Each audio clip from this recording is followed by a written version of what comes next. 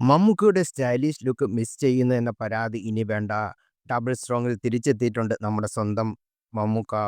7 മാസം നീണ്ട ഇടവേളയ്ക്ക് ശേഷം വീണ്ടും സിനിമയിലേക്കും പൊതുപരിപാടികളുമെല്ലാം തിരിച്ചെത്തുകയാണ് മലയാളത്തിന്റെ സ്വന്തം മെഗാസ്റ്റാർ മമ്മൂട്ടി. മമ്മൂട്ടിയുടെ അസാന്നിധ്യം സോഷ്യൽ മീഡിയയെ ശരിക്കും ബാധിച്ചിരുന്നു.